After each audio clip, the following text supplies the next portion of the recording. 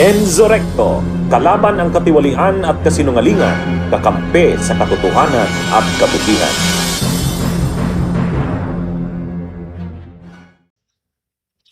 Amen. Amen. The Secretary will call the roll. Perfect. The Deputy Let it be put on record that the Secretary refused to call the roll. Let the Deputy Secretary for Legislation to call the roll. Roll call of members. The Honorable Senators Aquino, Cayetano Pia, De La Rosa, Ejercito, Escudero, Estrada, GATCHALIAN, Go, Hontiveros, Lacson, Lapid, Legarda, Marcoleta, Marcos, Padilla, Pangilinan, Soto, Tulfo Erwin, Tulfo Rafi, Villanueva, Villar Camille, Villar Mark, Zubiri, Senate President Cayetano Alan. With 12 senators present, the chair declares a quorum. Mr. Presiding Officer, I move to declare all elected positions in the Senate vacant. Is there any objection? Second. Duly seconded. The motion is approved. Nominate. Majority Leader. Mr. Presiding Officer, I move that we proceed with the election of the Senate President Pro Temp. Is there any objection? Hearing none, motion is carried. I hereby move and nominate Senator Sherwin Gatchalian as the Senate President Pro Tempore. Is there any objection? Seconded. Duly seconded. The motion is approved.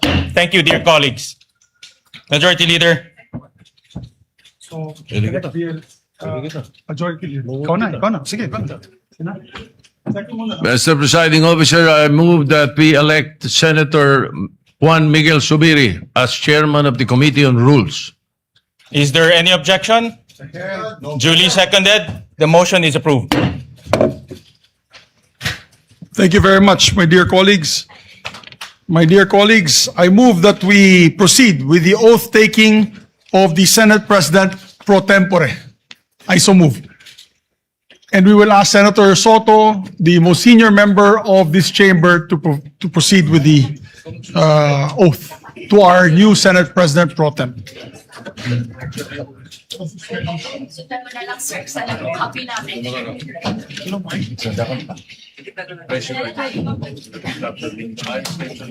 Having been elected to this position of Senate President Pro Tempore, do hereby solemnly swear that I will well and faithfully discharge to the best of my ability the duties of my present position and of all others I may hereafter hold under the Republic of the Philippines, that I will support and defend the Constitution of the Philippines, that I will obey the laws, legal orders, and decrees promulgated by the duly constituted authorities, and maintain true faith and allegiance in the Republic of the Philippines, and that I impose this obligation upon myself all the time without mental reservation or purpose of evasion. So help me God. Thank you, sir. Thank you. Congratulations, Thank Mr. you. Senate President Pro Tempore. Majority Leader. Mr. President, I move that we proceed with the election of the Senate Secretary. Is there any objection? Hearing none, motion's approved. Mr. President, I move to nominate and elect Secretary Ray Bantug Jr. to the position of Senate Secretary. There being no other nominations present. Is there any objection? Duly seconded. The motion is approved. Mr. President, I'd like to also move to proceed with the election of the Senate Sergeant at Arms. Is there any objection? Hearing none, motion is carried. Mr. President, I move to nominate and elect Police Major General Alfredo Soto Corpus to the position of Sergeant at Arms, there being no other nomination. I so Is there any objection? Hearing none, motion is carried. Mr. President, I move that we give their oaths of office together. Pasundan lang sa lang copy na. Sir, sa pagitan ng I state your name. I, Cayetano Jr., Having been elected having been elected to the position of, to the position of do Secretary hereby solemnly swear do hereby solemnly swear that I will well and faithfully discharge that I will well and faithfully discharge to the best of my ability to the best of my the ability duties of my present position duties of my present and position of all others I may hereafter owe and all others I may hereafter do under the Republic of the Philippines, under the Republic of the to Philippines, support and defend the Constitution of the Philippines, support and defend the Constitution of the Republic of the Philippines, that I will obey the laws, legal orders, and decrees that I will obey the laws, orders, and legal decrees promulgated by the duly constituted authority, promulgated by the duly constituted and maintain authorities, true faith and allegiance and maintain true faith and to allegiance the Republic of the Philippines, to the Republic of the and Philippines, that I impose this obligation upon myself voluntarily, and that I impose this obligation upon myself voluntarily without mental reservation without mental or purpose of reservation evasion. or purpose of So help me evasion. God. So help me God. Congratulations, gentlemen. Congratulations. Congratulations to the new Sergeant at Arms and to the new Secretary, our comebacking Secretary of the Senate. Mr. President, I move to elect the following senators as chairpersons of the following committees. Senator J.V. Ejercito, Chairman of the Committee of Finance. Senator Tito Soto, Chairman of the Committee on National Defense. Chairman Panfilo Ping Lacson, Chairman of the Committee on Public Order and Committee on Accounts. Chairman Erwin Tulfo, the Committee on Accountability of Public Officers and Investigations and Social Welfare and Rural Development. Chairman Senator Rafi Tulfo to the Committee on Public Services. Chairman Bam Aquino to the Committee on Basic Education. Senator Kiko Pangilinan, Chairman of the Committee on Agriculture. Senator Risa Ontiveros, Chairman of the Committee on Health. Senator Lito Lapid as Chairman of the Committee on Games and Amusements. Senator CHIZ Escudero to retain his Committee on Housing. And yours truly, Senator Zubiri, as Chairman of the Committee on Foreign Relations. Is there any objection? Hearing none, the motion of the majority leader is hereby approved. Mr. President, I move to consider PS Resolution number 432. This is the resolution amending Rule 2 of the Rules of Procedure on impeachment trials to provide for the election of a presiding officer in all cases not involving the President of the Philippines. I so move, Mr. President. Is there any objection? Hearing none, the motion is approved. I move to adopt PS Resolution number 432. I so move, Mr. President. Is there any objection? Hearing none, the motion is approved. Mr. President, may we ask the Secretary to read the title of the measure for clarity? And place on record the title of the resolution. Resolution amending Rule 2 of the Rules of Procedure in Impeachment Trials to provide for the election of a presiding officer in all cases not involving the President of the Philippines. Thank you, Mr. President. Mr. President, I also move to consider proposed Senate Concurrent Resolution number 10. The Secretary is directed to read only the title of the resolution without prejudice of inserting the full text thereof. Concurrent resolution providing for the adjournment sine die of the first regular session of the 20th Congress of the Philippines not later than 12 o'clock midnight today, June 3, 2026. Mr. President, I move to adopt Senate Concurrent Resolution number 10. Is there any objection? Hearing none, motion is carried. Mr. President, in conformity with the Senate Concurrent Resolution that we have just adopted, I move that the Committee on the Senate provided therein be composed of Senators J.V. Ejercito, Francis Pangilinan, and Rafi Tulfo. I so move, Mr. President. Is there any objection? The chair hears none. The motion is approved.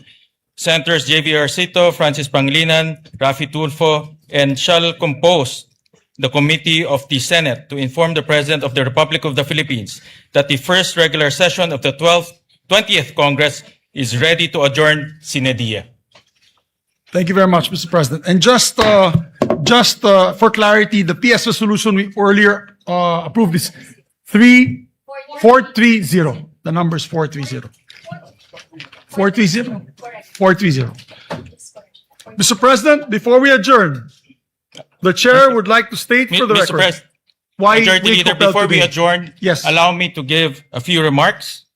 Before we adjourn, ladies and gentlemen, the chair would like to state for the record that we are compelled to call the session to order today.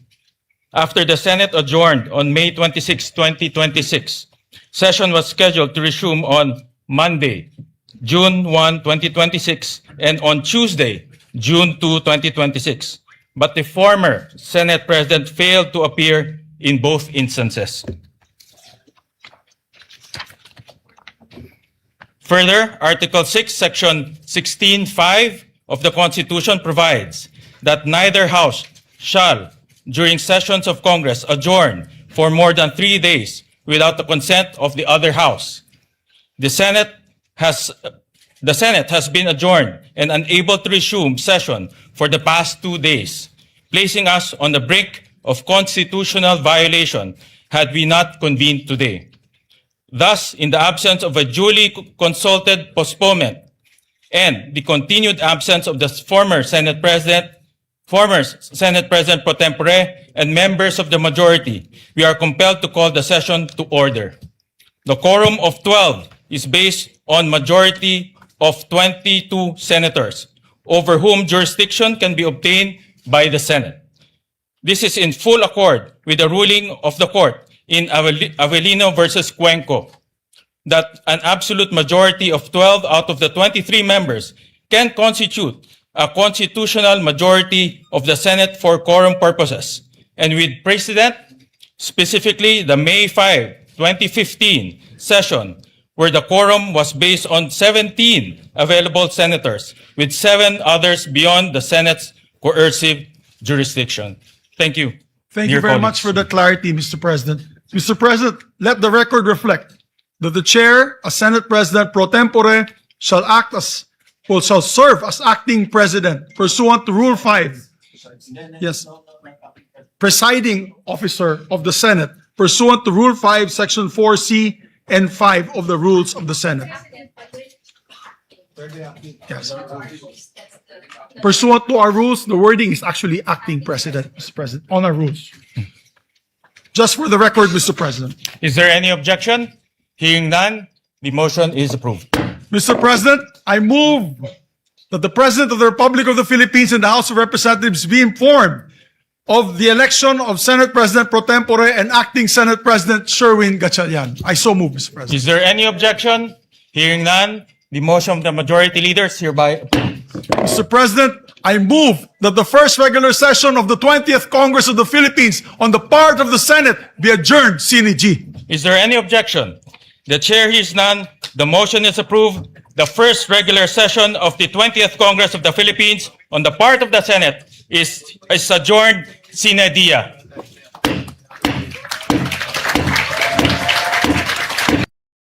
Bunyog, bunyog, halikan na kasama ka. Bunyog, kapag buklod ay may pag-asa. Luzon, Visayas, Mindanao, isa ang pananaw. Sa bagong Pilipinas ang bunyog isisigaw. Bunyog.